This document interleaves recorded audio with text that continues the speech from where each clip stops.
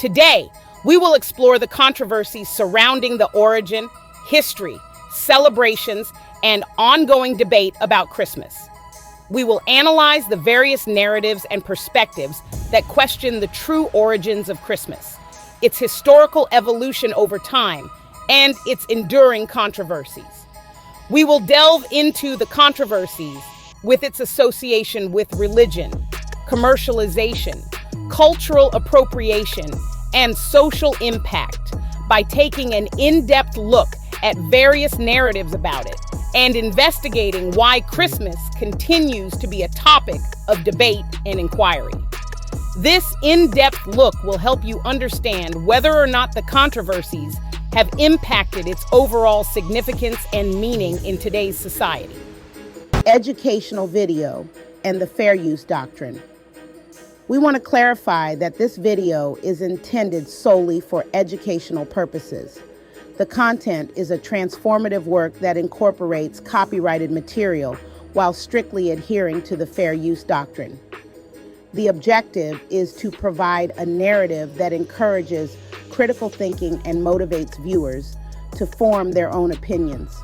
All copyrighted material belongs to its respective owners, and there is no intention of violating any copyright laws. Additionally, this video is protected under the Fair Use Doctrine. Wise Society is a virtual platform that aims to instill wisdom and knowledge into education.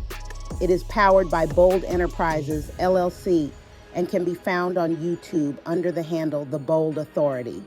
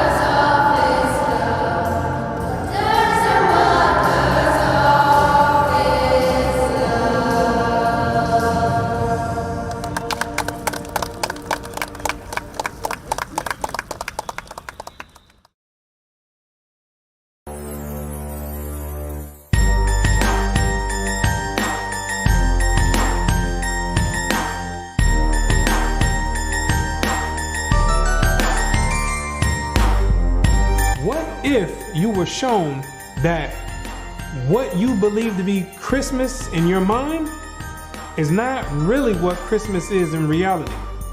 What if I proved to you that Christmas was surreptitiously subjoined to Christianity with the delusive intent to have those that follow Christianity to inadvertently worship Satan?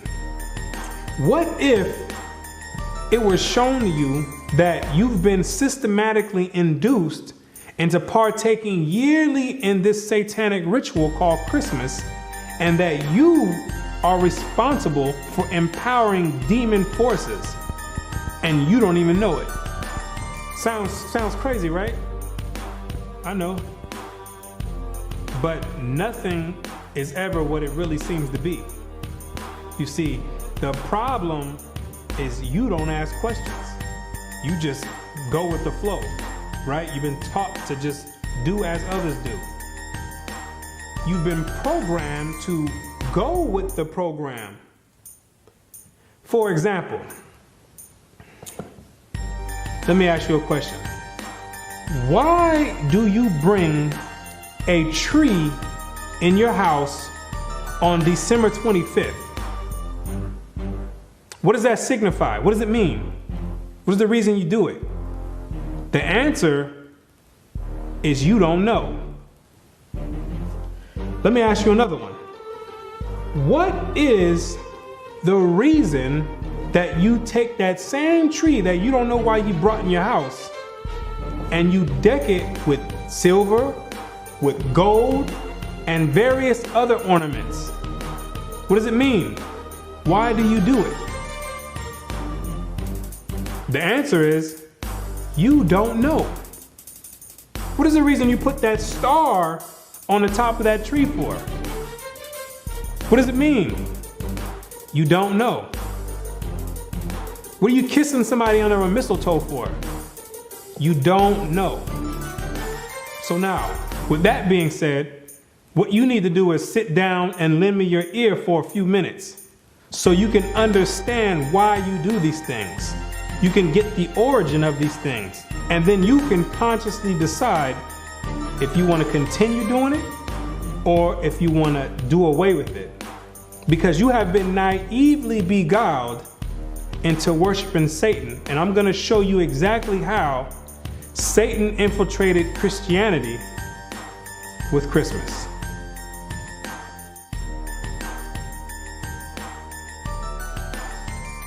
Christmas Controversies War on Christmas redirects here. For the brief cessation of hostilities during World War I, see Christmas Truce. A 1931 edition of the Soviet magazine Bezbeznik, published by the League of Militant Atheists, depicting an Orthodox Christian priest being forbidden to take home a tree for the celebration of Christmastide, which was banned under the Marxist, Leninist doctrine of state atheism. Christmas is the Christian celebration of the birth of Jesus Christ, which, in Western Christian churches, is held annually on December 25th.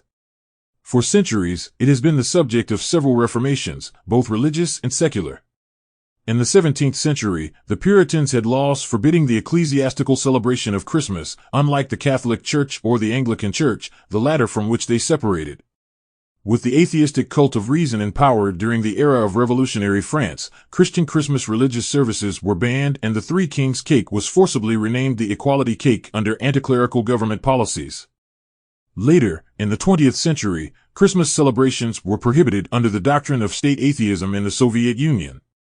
In Nazi Germany, organized religion as a whole was attacked as an enemy of the state, and Christmas celebrations were corrupted so as to serve the party's racist ideology. Modern-day controversy occurs mainly in China, the United States, and to a much lesser extent the United Kingdom. Some opponents have denounced the generic term holidays and avoidance of using the term Christmas as being politically correct. This often involves objections to government or corporate efforts to acknowledge Christmas in a way that is multiculturally sensitive. History date Mosaic of Jesus as Christus Soul in Mausoleum M in the 3rd century necropolis under St. Peter's Basilica in Rome. Sextus Julius Africanus, a historian of the 2nd century, maintained that Jesus of Nazareth was conceived on March 25th, which the Christian Church came to celebrate as the Feast of the Annunciation.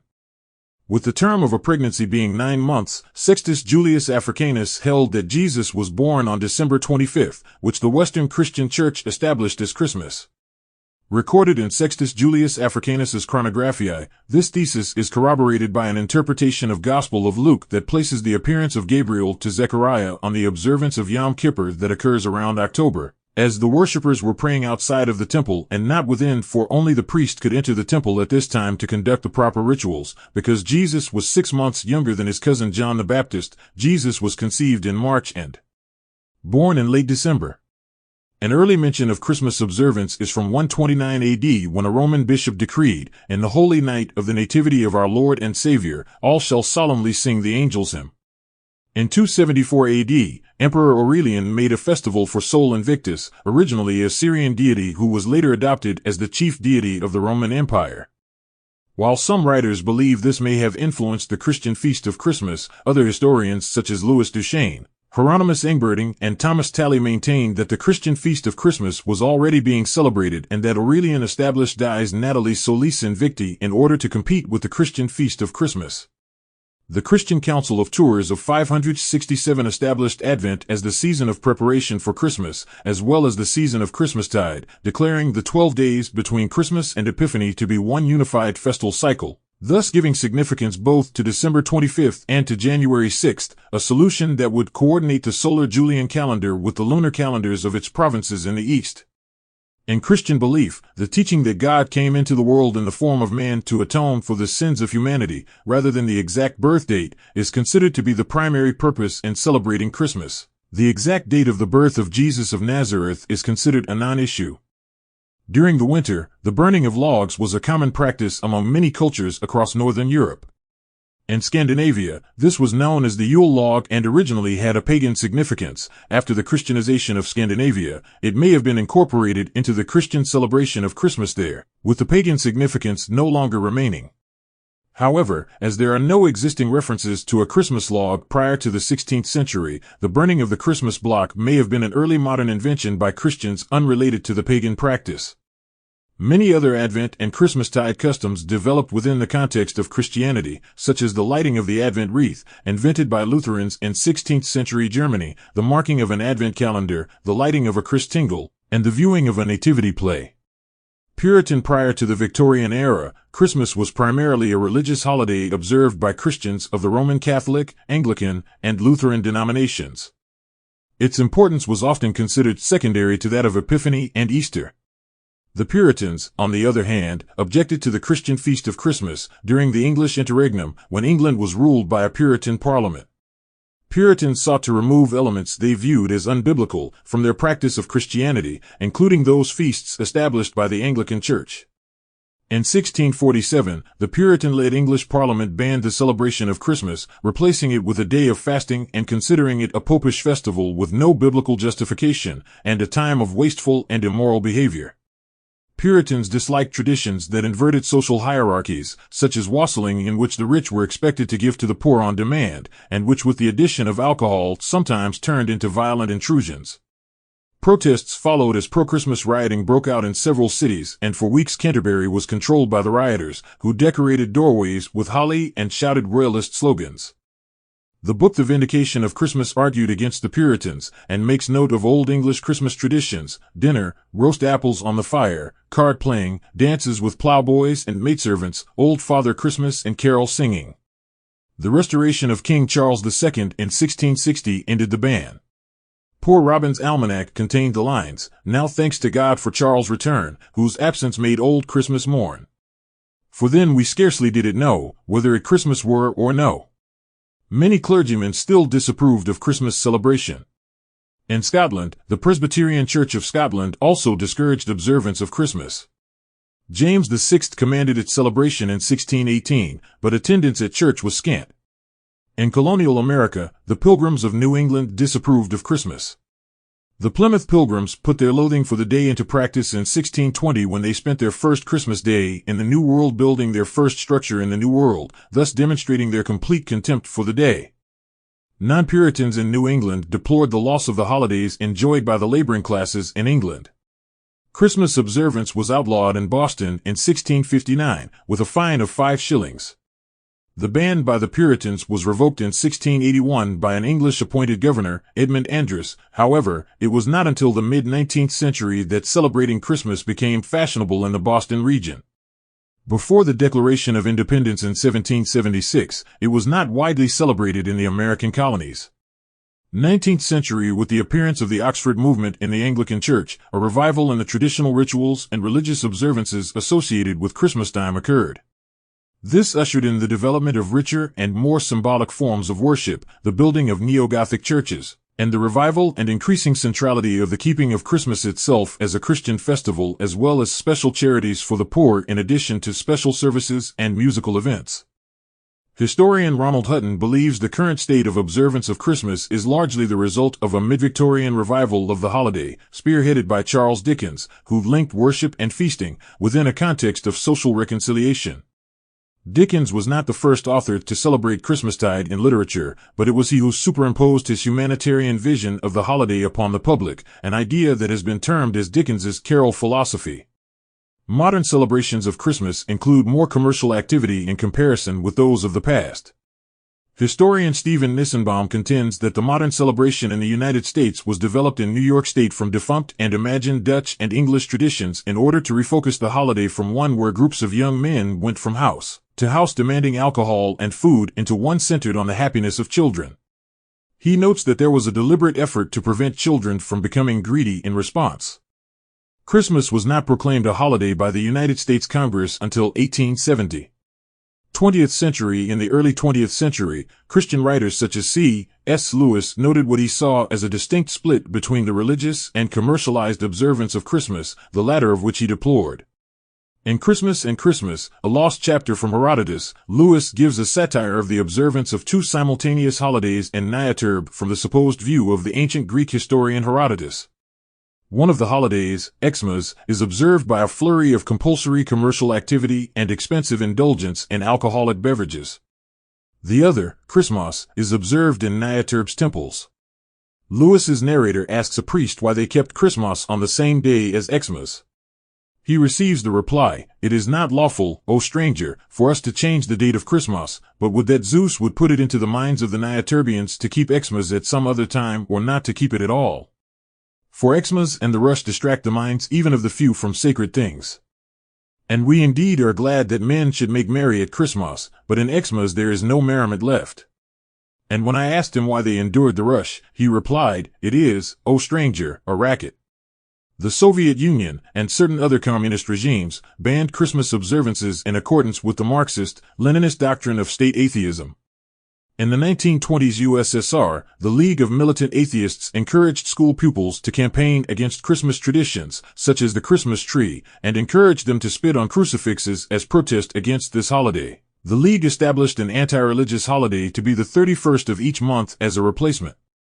Most customs traditionally associated with Christmas, such as decorated trees, presents, and dead Moros, were later reinstated in Soviet society, but tied to New Year's Day instead. This tradition remains as of the present day. However, most Russian Christians are of the Orthodox community, whose religious festivals do not necessarily coincide precisely with those of the main Western Christian churches, because of continued connection of the church calendar to the Julian calendar.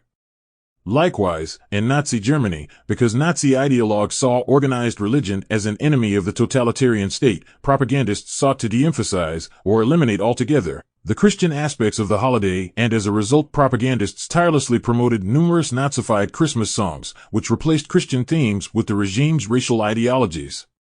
China, the People's Republic of China, has a doctrine of state atheism, and prior to the start of the Christmas season in 2018, the Chinese government shut down many Christian churches and arrested their pastors to prevent them from celebrating the holiday. According to NetEase, on the Christmas Day of 2014, a boycotting Christmas campaign launched in downtown Changsha, Hunan Province, China. United States Seasons Greetings, 1942-1943. American Atheists Billboard in New York 2013. The expression "the war on Christmas" has been used in the media to denote Christmas-related controversies. The term was popularized by conservative commentators such as Peter Brimelow and Bill O'Reilly beginning in the early 2000s.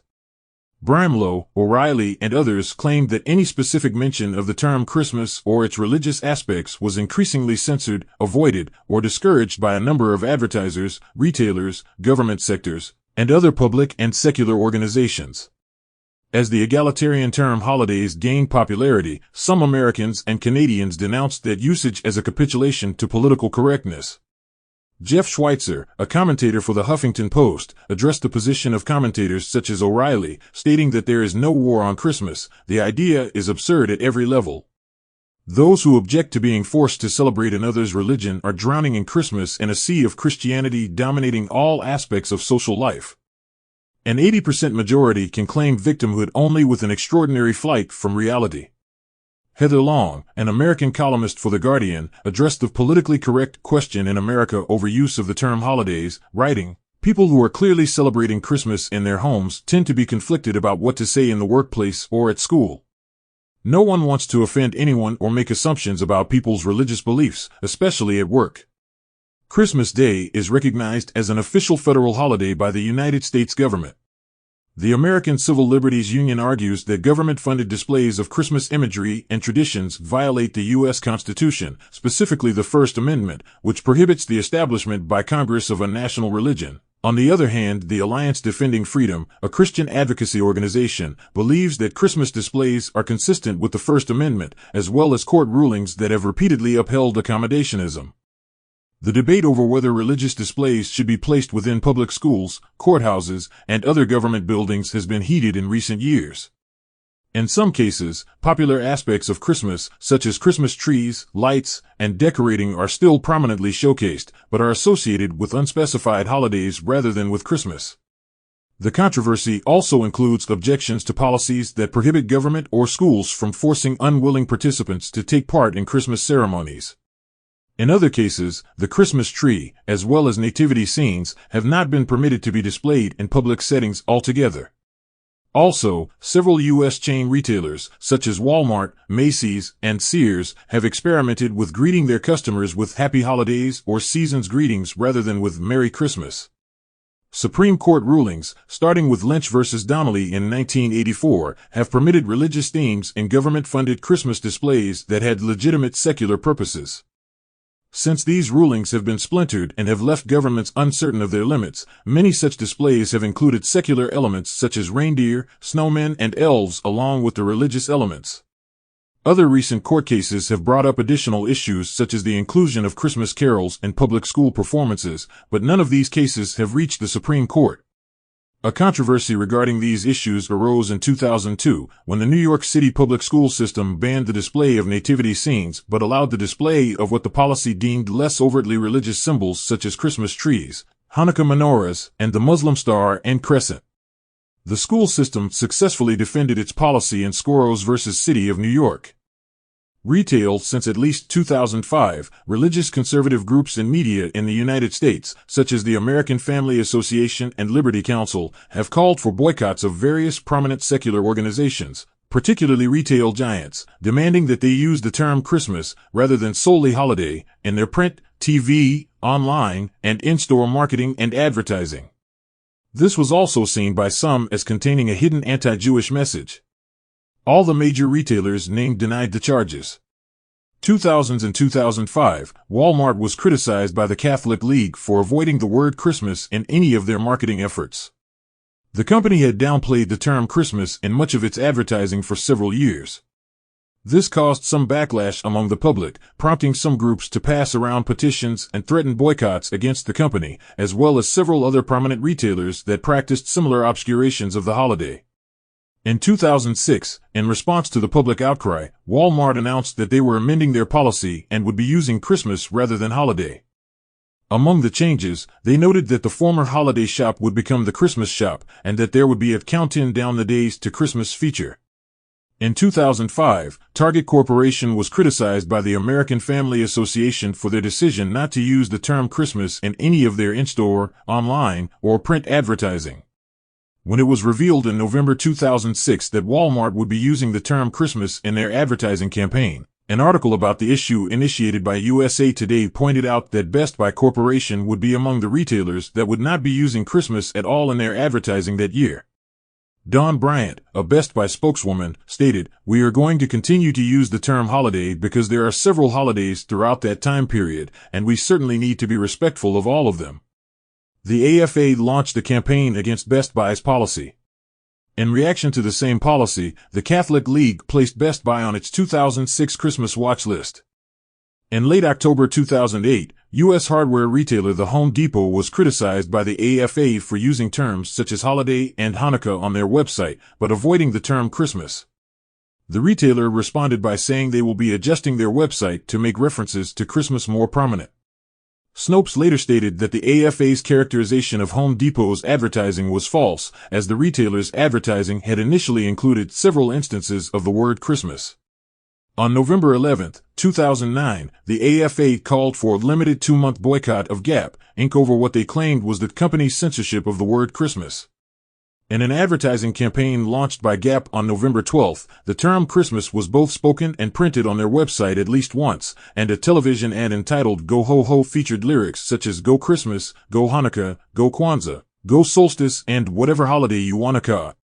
On November 17, AFA responded to this campaign by condemning the ads for references to the pagan holiday of solstice and declined to call off the boycott. On November 24, the AFA ended the boycott after learning from Gap's corporate vice president of communications that the company planned to launch a new commercial with a very strong Christmas theme. 2010s. In November 2010, the word Christmas on 2 signs at Philadelphia's Christmas Village was removed by the organizers after complaints, but restored 3 days later after the mayor intervened. In 2014, Northwest University closed the campus completely on Christmas Eve, and all the requests for leave were rejected by the school officials. In November 2015, the coffee shop chain Starbucks introduced Christmas-themed cups colored in solid red and containing no ornamentation besides the Starbucks logo, contrasting previous designs which featured winter-related imagery and non-religious Christmas symbols such as reindeer and. There are many different ways to celebrate Christmas. In Portugal, it's tradition to invite dead relatives to dine with you. In Sweden, they watch the same Disney cartoon every year. First shown in 1958, 40% of the country watch it on television each Christmas. In Greenland, they eat raw whale skin. In some countries, parents even warn their children of a serial home invader called Santa. So no matter where you are, Christmas is a weird affair. But with Christmas being so often linked to religion, how was it celebrated in the Soviet Union?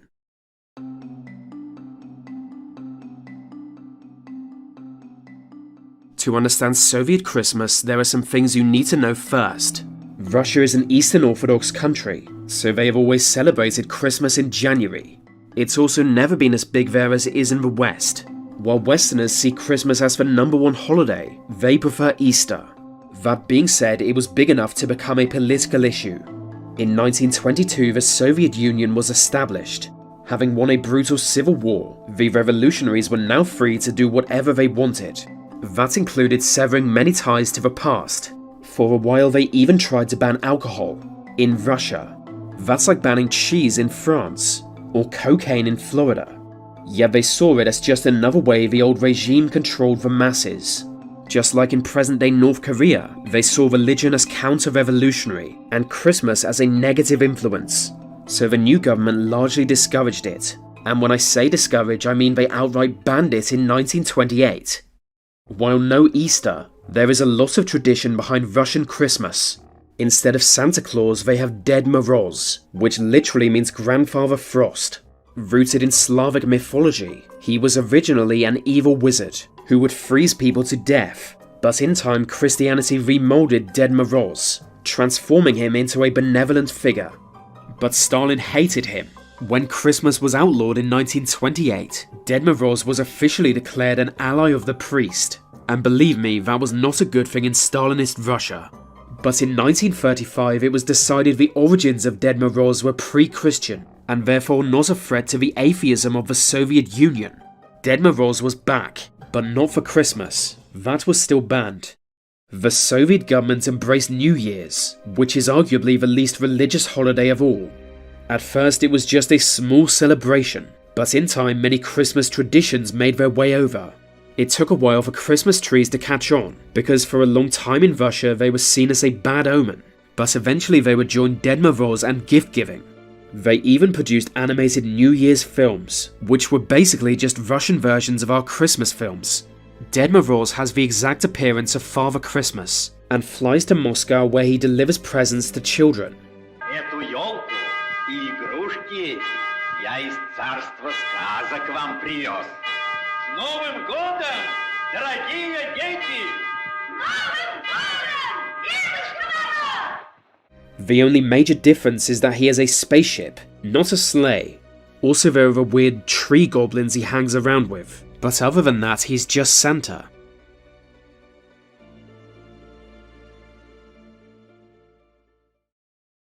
After the death of Stalin, the Soviet Union became a lot less brutal. This easing of brutality extended itself to religious expression, so more and more began celebrating Christmas at home. Technically, this was still illegal. In fact, Christmas was only reinstated in 1991, with the collapse of the Soviet Union, but by that time New Year's had fully embedded itself into popular culture. Still now it is a much bigger holiday, retaining many of the traditions we associate with Christmas. So the whole thing is weird. Some people even sued the new Russian government, claiming it was illegal to recognize Christmas. But most people just don't care either way. There was a similar situation in Yugoslavia, but a lot more creepy, as you can see in this photo. It's not the weird makeup or monobrow that's truly scary, nor is it the gimp behind the kid. It's something about the beard.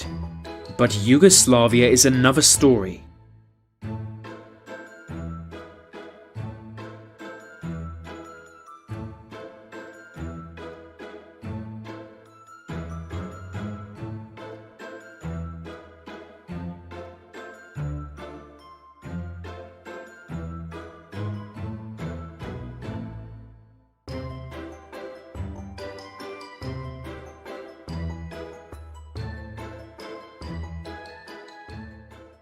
On the 17th of December 497 BCE, the Saturnalia festival was celebrated for the first time in ancient Rome. Created to mark the anniversary of the foundation of the Temple of Saturn in the Roman Forum, the Roman festival of Saturnalia was dedicated to the god Saturn, who was believed to have ruled over a golden age of agricultural abundance. The festival saw the suspension of the usual social norms, and the people of Rome engaged in lively celebrations. Saturnalia originated as a 3-day festival that began when the wool that was normally bound around the feet of the statue of Saturn was removed. The first day also saw a public banquet, which was preceded by a sacrifice at the Temple of Saturn itself. With the formal elements of the festival complete, the subsequent days, which ranged from 3 to 7 days during the Roman period, were given over to the private celebrations for which the festival is perhaps best known. The usual social hierarchy was reversed, and for the duration of the festival, slaves were treated to banquets, while activities that were usually discouraged became commonplace. Romans from all social spheres were known to engage in gambling, alongside excessive eating and drinking, and all overseen by a chaotic king of the Saturnalia, who was chosen at random, drawn by lot. The end of Saturnalia saw people exchange small gifts made of wax or other simple materials. This part of the festival saw the more crazed revelry begin to subside, ahead of a return to normal social behaviour. Nevertheless, the writer Pliny the Younger recorded in one of his many letters how he preferred to avoid the festival altogether by moving to some of the more secluded rooms of his villa while the rest of the household celebrated.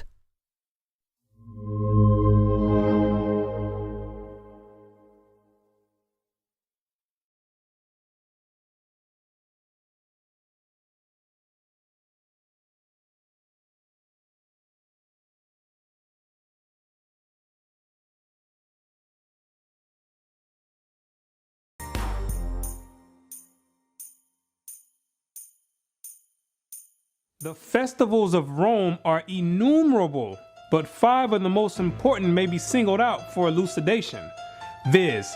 Christmas Day, Lady Day, Easter, the Nativity of St. John, and the Feast of Assumption.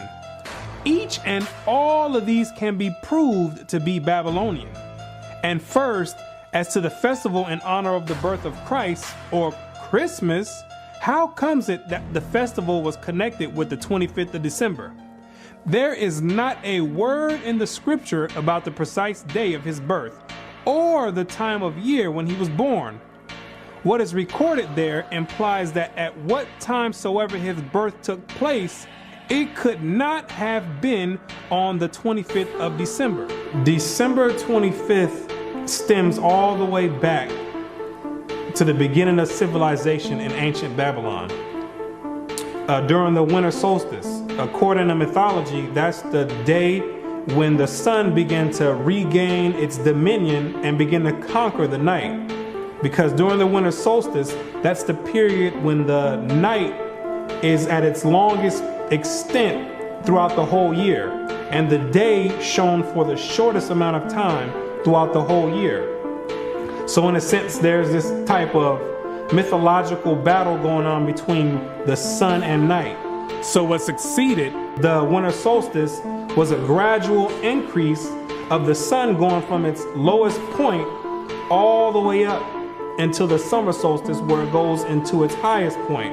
So the pagans back then took that as a sign that the sun was beginning to regain dominance over the night, and they began to make deities out of it. So, for instance, you have the Egyptian god Horus, who was born on the winter solstice of December 25th. You have the Greek god Helios, who was born on the winter solstice of December 25th. You have the Greco-Roman god Apollo, who was born on December 25th. You got the Hindu god Mithra, who also was born on December 25th. And you got the demon of all demons, the deity named after Nimrod, Baal, who after Nimrod's death, he was deified by his mother Semiramis and turned and claimed that he became the sun god. He also was born on December 25th. The scholars know, and all the elite know, that December 25th has always been used as a pagan day to conjure up spirits and demons. It's always been used that way. So now what they did was take the Bible and infiltrate it and then put the name Christ over it and got the whole world conjuring up spirits and empowering demons on December 25th, when it has nothing to do with the birth of Christ at all. At the time that the angel announced his birth to the shepherds of Bethlehem, they were feeding their flocks by night in the open fields. Now, no doubt the climate of Palestine is not so severe as the climate of this country, but even there, though the heat of day be considerable, the cold of the night from December to February is very piercing, and it was not the custom for the shepherds of Judea to watch their flocks in the open fields later than about the end of October. What the Bible does say is that during the time of Christ's birth, the shepherds were outside feeding the flocks and grazing them by nighttime. And anybody in their right mind will tell you that there's no way shepherds are going to be outside in the dead of winter grazing flock in the blistering cold. The Bible does not substantiate a winter birth, because there's no way the shepherds would be outside grazing flock in the dead of winter when it's blistering cold. I stay in Florida where they have mild winters, and there's no way, even in the wintertime, I'm going to be outside in the middle of the night grazing the flock, and I have sheep. There's no way I'm going to go out there and be grazing the flock. They're going to have to wait until the morning. At the birth of Christ, every woman and child was to go to be taxed at the city whereto they belonged, whether some had long journeys, but the middle of winter was not fitting for such a business, especially for women with child and children to travel in. Therefore, Christ could not have been born in the depth of winter. And during the time of Christ's birth, Mary and Joseph had to go back to their city to be taxed. The Romans had set up publicans all throughout the land of Israel to have the Israelites come and pay tribute to them. And there's no way in the world that the Romans would have set up a taxation time during the dead of winter, because back then they didn't have cars and stuff where you can jump in with a heater. People had to walk and had to go out however means necessary, but they didn't have heaters with them. So in the dead of winter, when it's blistering cold, that would not be a beneficial and an appropriate time to have people come all the way back to get taxed in their own cities. Zondervan Bible Compact Dictionary. Christmas, the anniversary of the birth of Christ, and its observance celebrated by most Protestants and by Roman Catholics on December 25th, by Eastern Orthodox churches on January 6th, and by the Armenian Church on January 19th. The first mention of its observance on December 25th is in the time of Constantine, about AD 325. The date of Christ's birth is not known. The scholars themselves know that Christ was not born on December 25th. They know that for a fact. That's factual to them.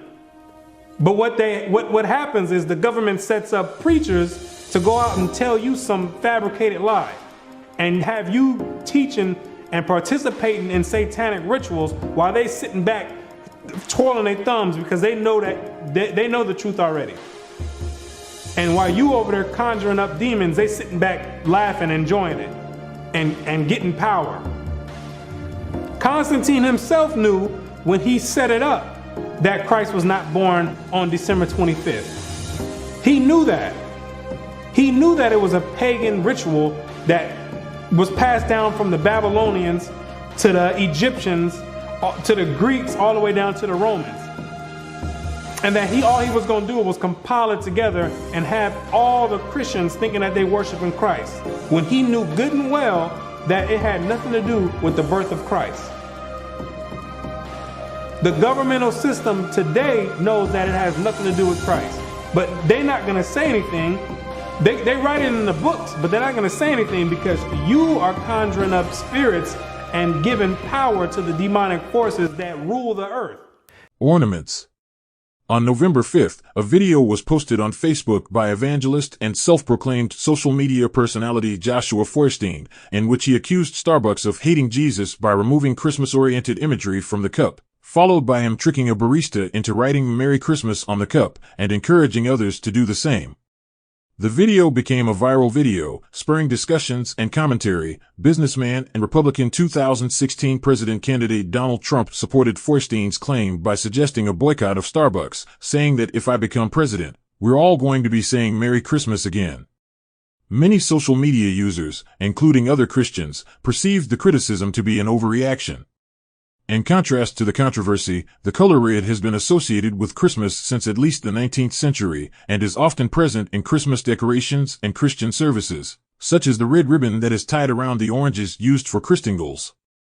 Also in 2015, Resolution 564 received 36 sponsors including Doug Lamborn to assert Christmas in public. Newt Gingrich's stance of defense against the supposed war on Christmas resonated in popular culture for years. Canada, this section needs to be updated. Please help update this article to reflect recent events or newly available information. In 2007, a controversy arose when a public school in Ottawa, Ontario, planned to have the children in its primary choir sing a version of the song Silver Bells with the word Christmas replaced by festive. The concert also included the songs Candles of Christmas and It's Christmas with the original lyrics. In 2011, in Embrun, Ontario, near Ottawa, some parents were displeased when a school replaced the Christmas concert it had held in previous years with a craft sale and winter concert scheduled for February. United Kingdom, this section needs to be updated. Please help update this article to reflect recent events or newly available information.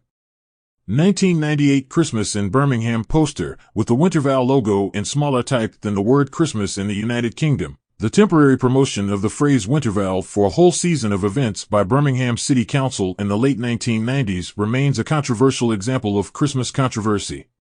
Critics attack the use of the word Winterval as being political correctness gone mad and accuse council officials of trying to take the Christ out of Christmas. The council responded to the criticism by stating that Christmas-related words and symbols were prominent in its publicity material. There was a banner saying Merry Christmas across the front of the council house, Christmas lights, Christmas trees in the main civil squares, regular carol singing sessions by school choirs, and the Lord Mayor sent a Christmas card with a traditional Christmas scene wishing everyone a Merry Christmas in November 2009. The City Council of Dundee was accused of banning Christmas because it promoted its celebrations as the Winter Night Light Festival, initially with no specific references to Christianity. Local church leaders were invited to participate in the event, and they did. South Africa, the Christian holidays of Christmas Day and Good Friday remained in secular post-apartheid South Africa's calendar of public holidays. The Commission for the Promotion and Protection of the Rights of Cultural, Religious, and Linguistic Communities, a Chapter 9 institution established in 2004, held countrywide consultative public hearings in June and July 2012 to assess the need for a review of public holidays following the receipt of complaints from minority groups about unfair discrimination. The CRL Rights Commission stated that they would submit their recommendations to the Department of Home Affairs, the Department of Labor, various portfolio committees, and the Office of the Presidency by October 2012. The CRL Rights Commission published its recommendations on April 17, 2013, including the scrapping of some existing public holidays to free up days for some non-Christian religious public holidays.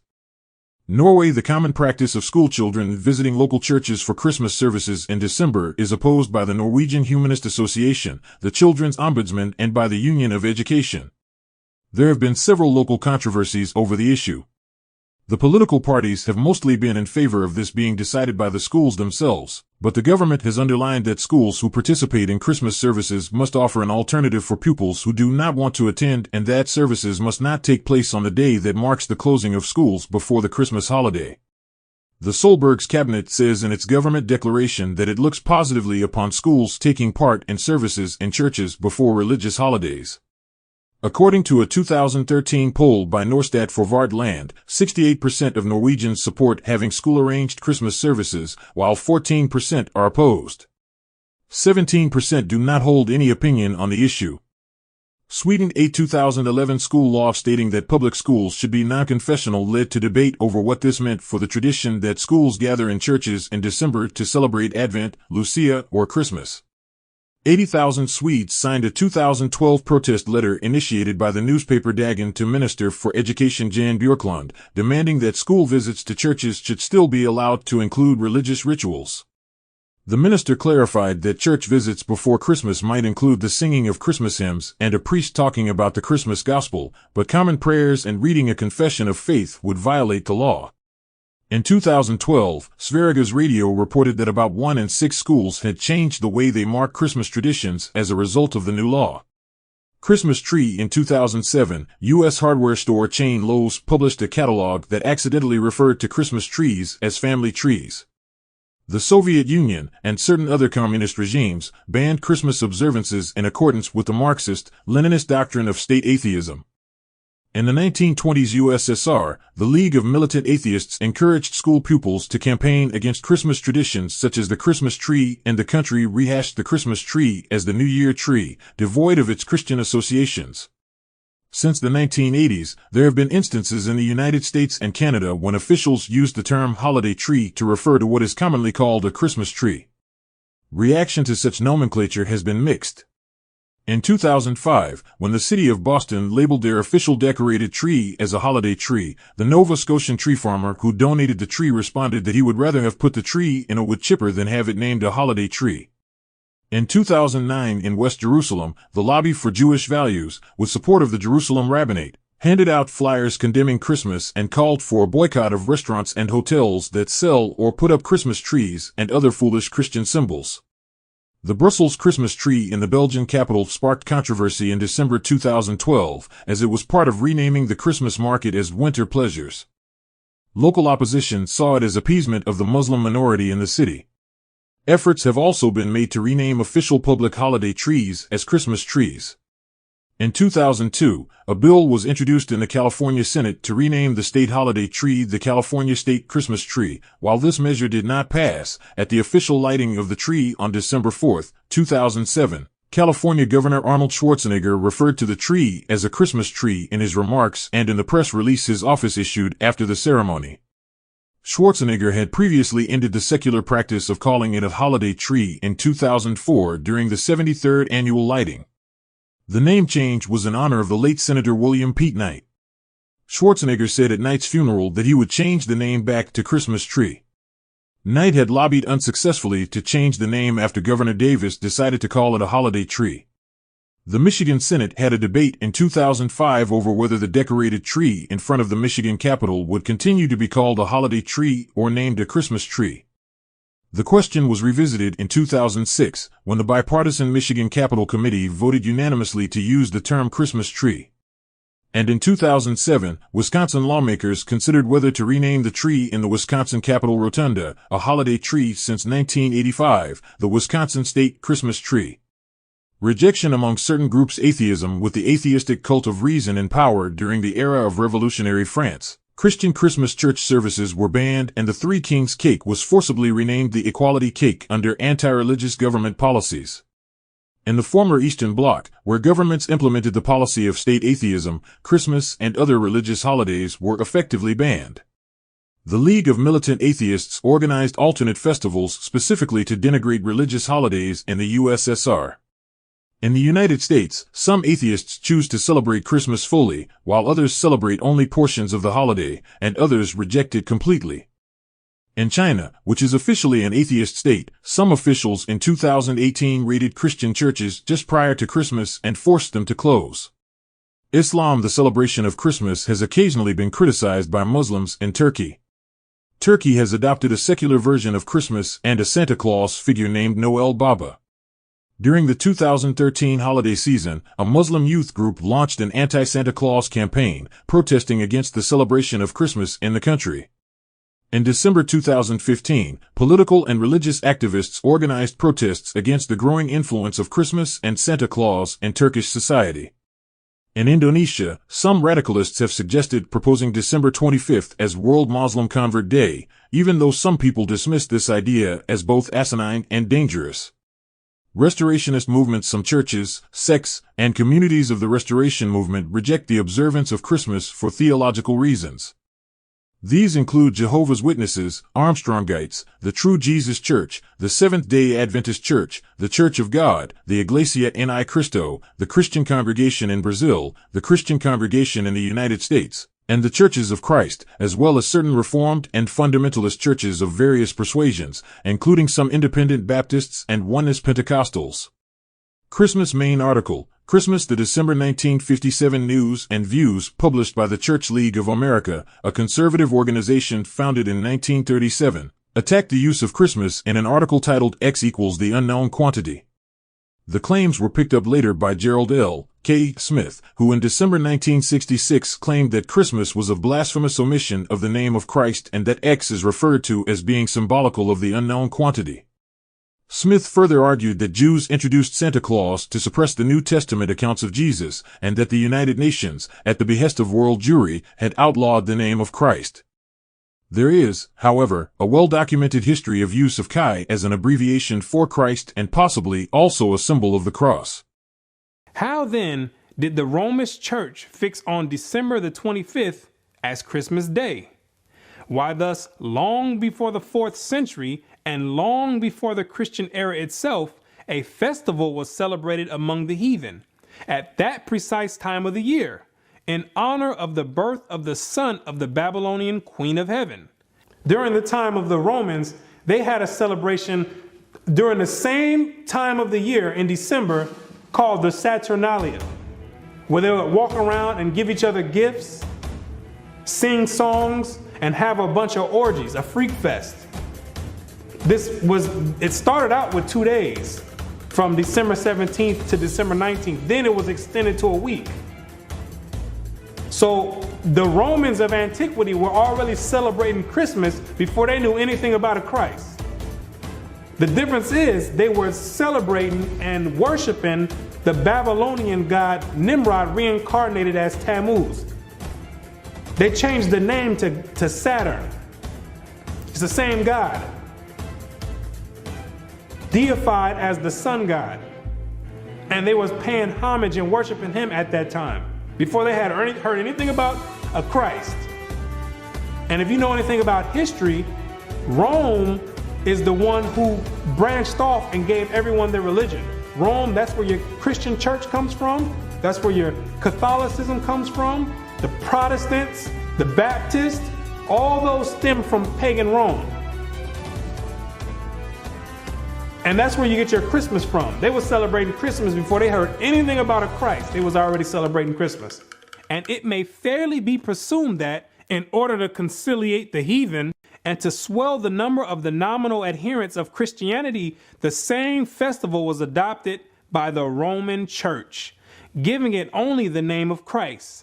This tendency on the part of Christians to meet paganism halfway was very early developed. During the time of the Roman Emperor Constantine, Christianity had already been hijacked already.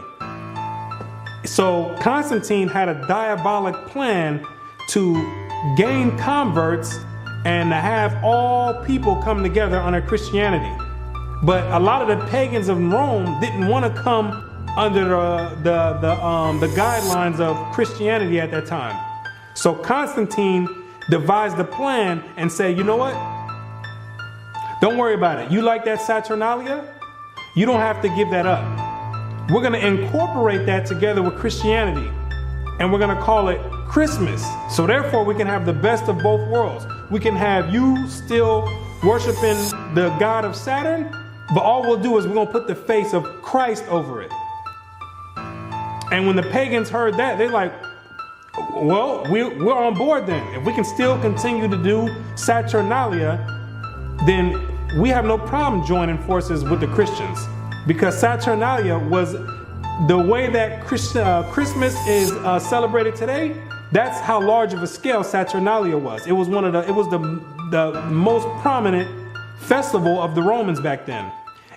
And we find Tertullian, even in his day, about the year 230, bitterly lamenting the inconsistency of the disciples of Christ in this respect, and contrasting it with the strict fidelity of the pagans to their own superstitions.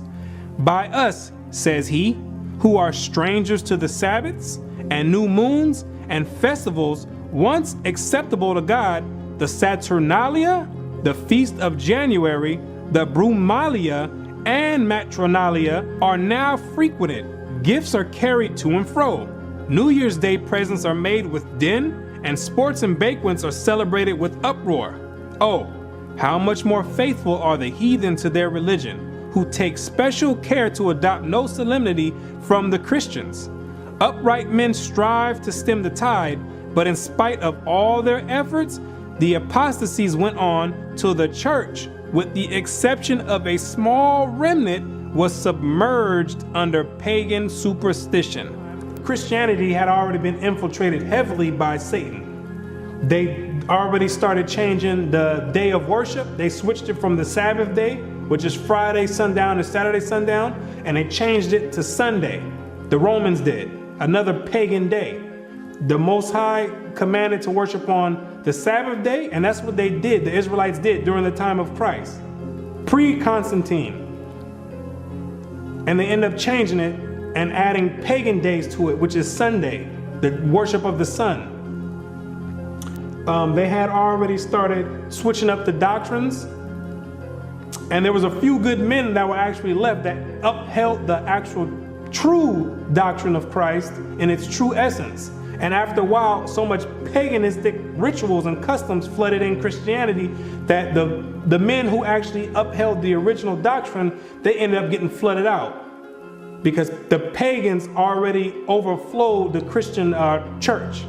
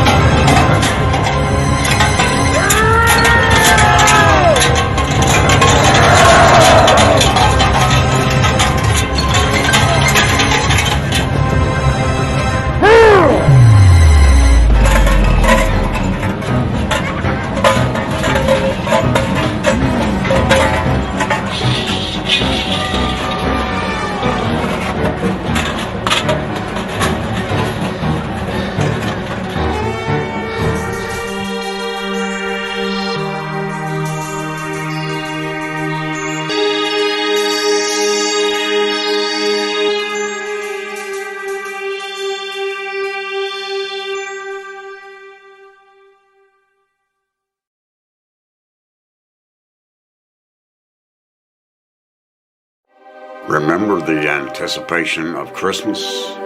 How you got all excited.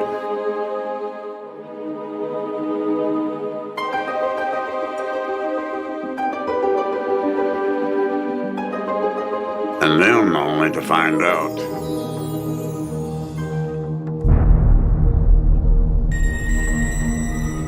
The image we have of Santa came to us from the Dutch Sinterklaas, who gave gifts to kids, and he was similar to the 4th century Roman Catholic bishop named Nicholas.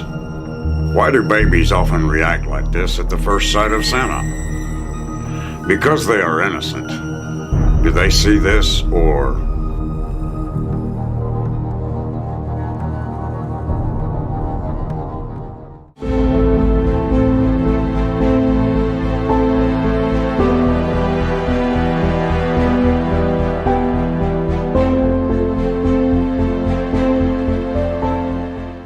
it's been said the greatest trick the devil ever pulled was to convince the world that he didn't exist.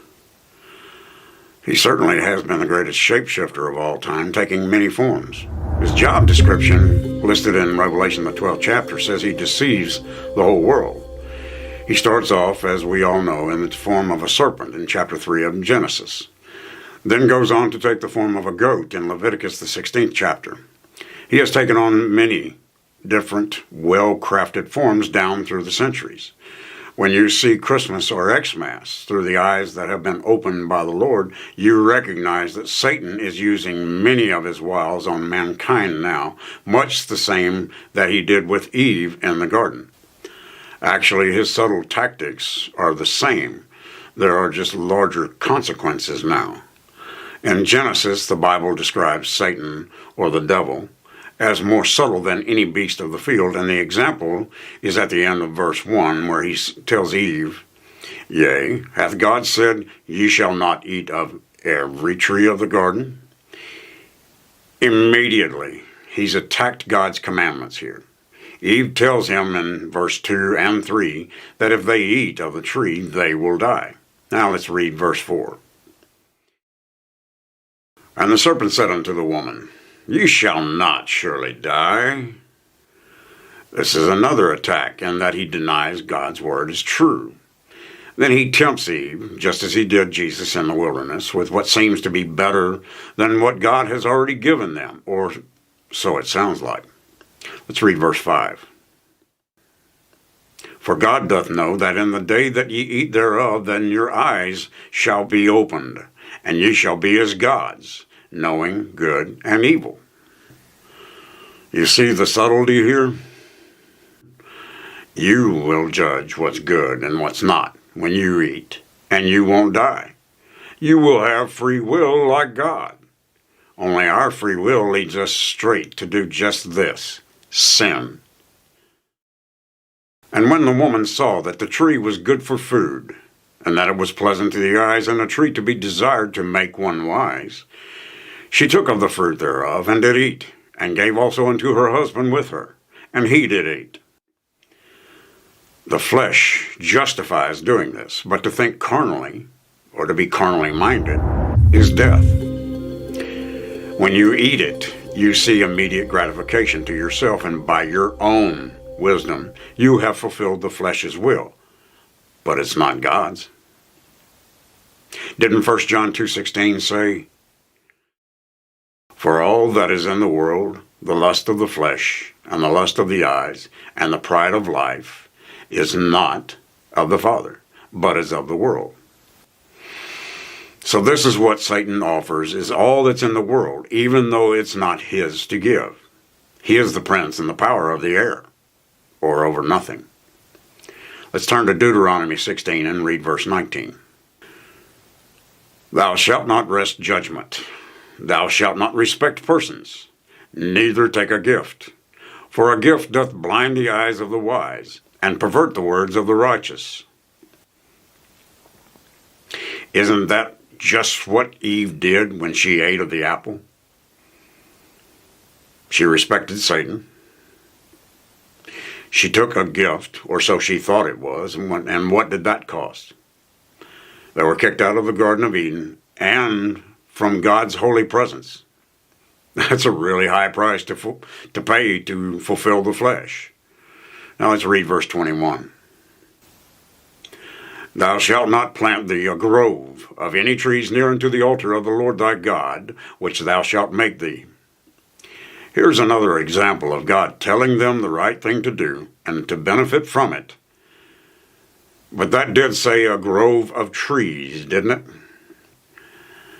In the ancient world, the female consort to the pagan sun god was a tree. Do the scriptures say this anywhere else? Well, sure they do. Let's go to Isaiah 40 and read verse 18. To whom then will ye liken God? Or what likeness will you compare unto him? Do some churches promote a pagan likeness to God or Jesus? You betcha. Let's see how they do this. Any of this look familiar?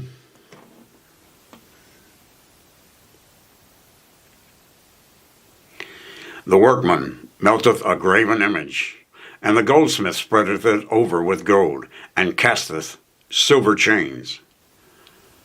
Look familiar still? He that is so impoverished that he hath no oblation chooseth a tree that will not rot. He seeketh unto him a cunning workman to prepare a graven image that shall not be moved. What does the Roman Catholic Church put near their altars? Sure look like groves of trees that will not rot to me. But whose face do we associate with that now? And who gives the gifts now? Well, it's still Satan. It's just a different form. And how do you like the fact that Satan is an anagram of the word Santa? Now, the consequences are even the same as Adam and Eve's, if not more. You've sinned, and the more you do it, the more normal it becomes because the whole world does it, right? Remember who deceives the whole world? It sure looks like the Roman Catholic Church, who wants you to call their priests Father, when Jesus said, call no man Father in Matthew 23. Have used this as a reason to celebrate this as the birthday of their Jesus. You should know that this is just another example of a long line of pagan sun gods whose birthday was on December 25th, and disguising it with a halo and another face of Satan to entice kids or people who don't know any better. They're not being guided by parents who either don't know or care to know better, but the consequences of these predator priests are coming to light in the media now. They can't hide probably what they've been doing for centuries now because of TV and internet.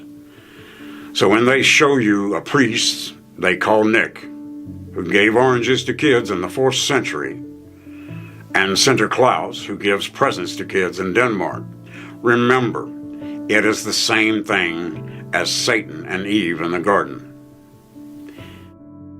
Pedastry, or pedophilia sex, was common among the Roman elites, and this was handed down to them by the Greeks. And maybe it was too common, as it looks like it has been suggested that this is why these guys were offering things to kids.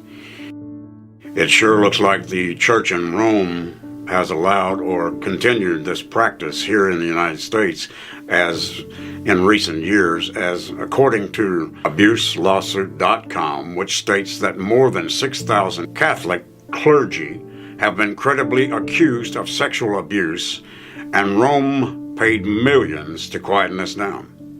NBC has a report that says over 1,700 accused priests are now unsupervised. NPR reports less than 2 weeks ago, at the time of this taping, Francis expressed shame over 330,000 French children who were sexually abused by Roman Catholic priests. And this is supposed to be Christianity? It sure looks like these evil, wicked priests And any other preacher who promotes Xmas and defies God's word in every way they can will suffer for this. The doctrine they preach with their pagan sun god Jesus and his consort with the grove next to their altars or garland or whatever, it's just a hellish doctrine. Satan's old face has changed from the serpent in the garden to the face of Santa, along with the tree and Christmas now.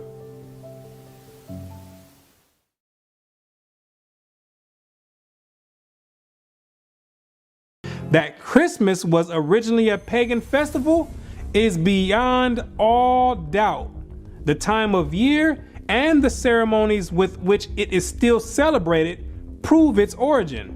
In Egypt, the son of Isis, the Egyptian title for the Queen of Heaven, was born at this very same time, about the time of the winter solstice. The very name by which Christmas is popularly known among ourselves, Yule Day, proves at once its pagan and Babylonian origin.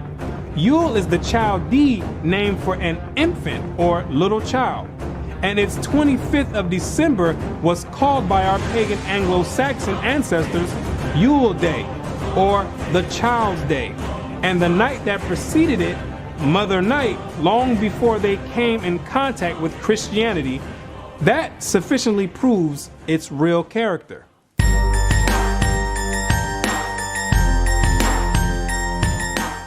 The candles in some parts of England lighted on Christmas Eve and used so long as the festive season lasts were equally lighted by the pagans on the eve of the festival of the Babylonian god, to do honor to him, for it was one of the distinguishing particularities of his worship to have lighted wax candles on his altar. The lighting of the candles, when you and your family all getting together smiling, lighting candles, yes, that means something. It's an ancient Babylonian custom, commemorating and worshiping the birth of Nimrod, Satan himself.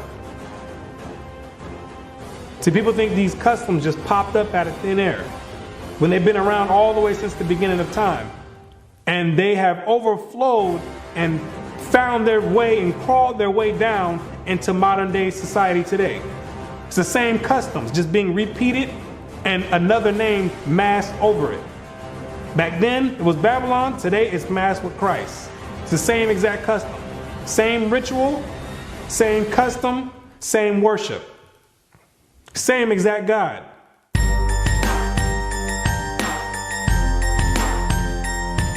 The Christmas tree. Another paganistic custom and ritual that stems all the way back to ancient Babylon. It's the same exact God that worked his way all the way through and made his way all the way up to Christianity. It's the same exact deity. Most Christians don't even know that the Christmas tree is in the Bible. God condemns dealing with the Christmas tree. It's an abomination.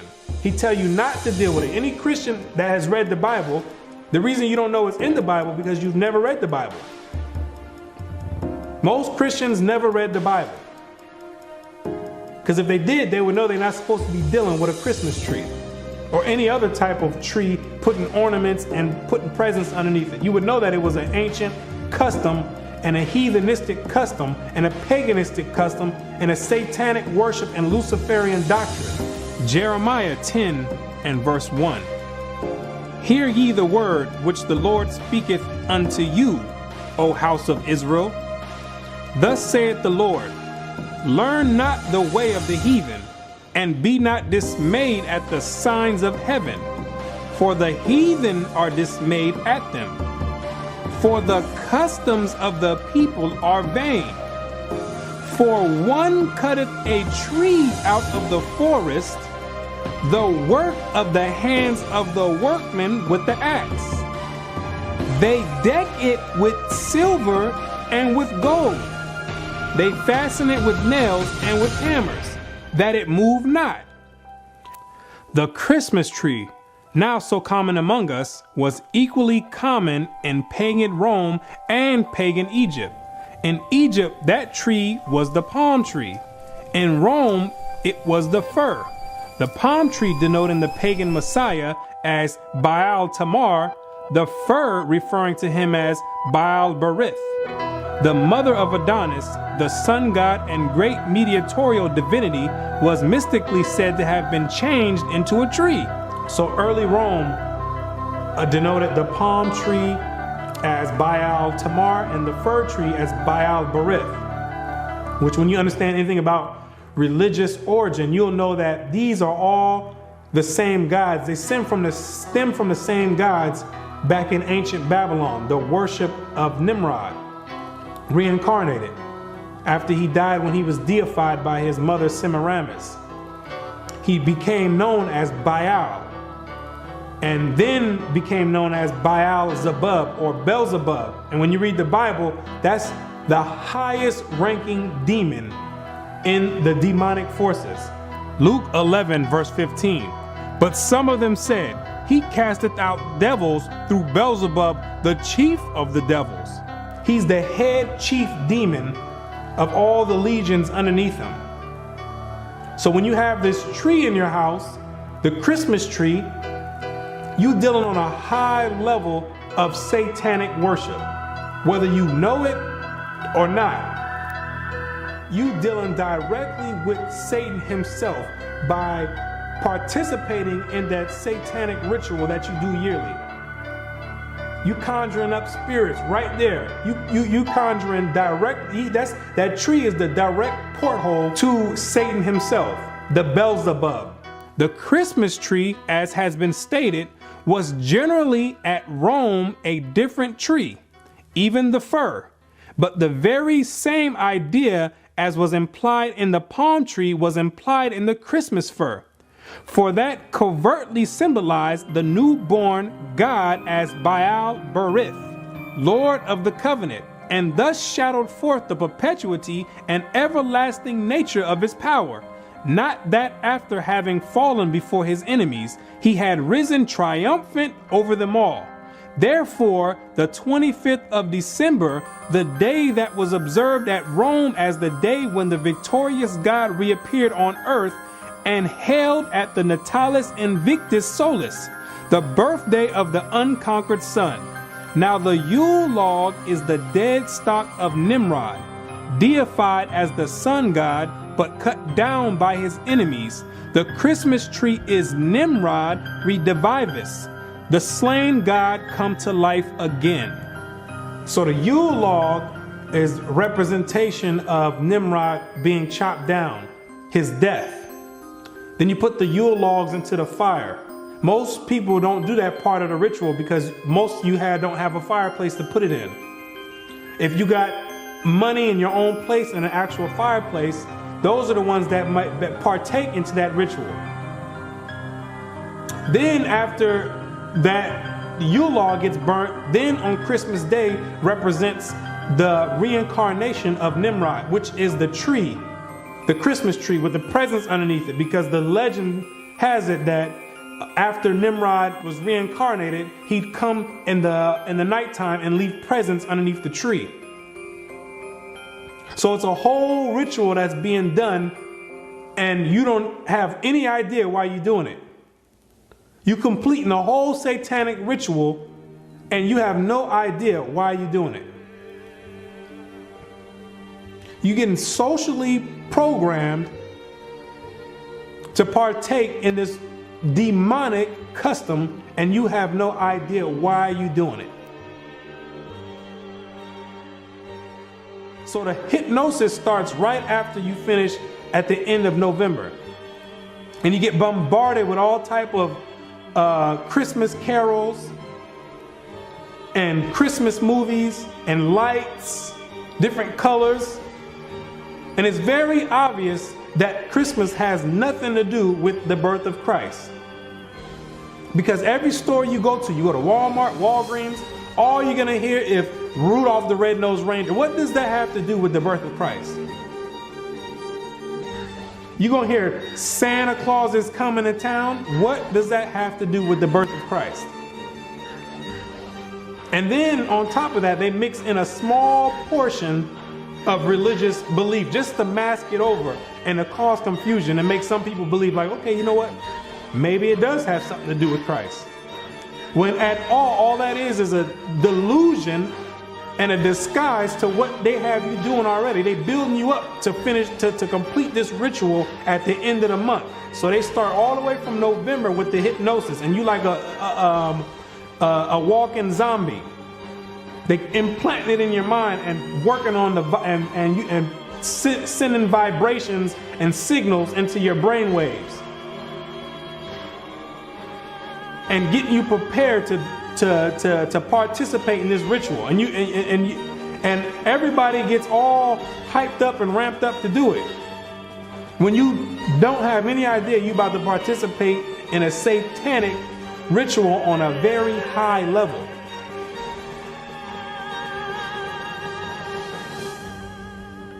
And Christians talking about they're going to put the Christ back in Christmas. How you going to put the Christ back in Christmas when Christ was never in Christmas?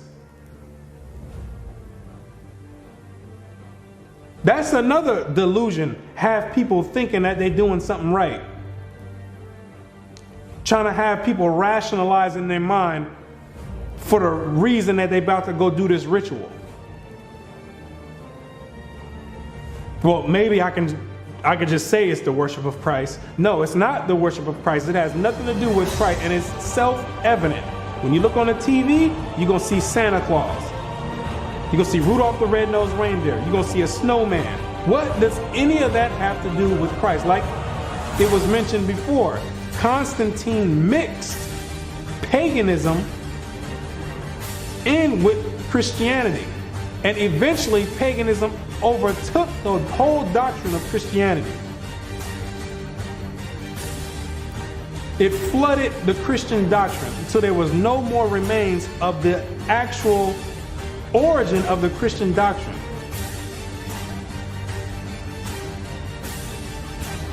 That's essentially what happened.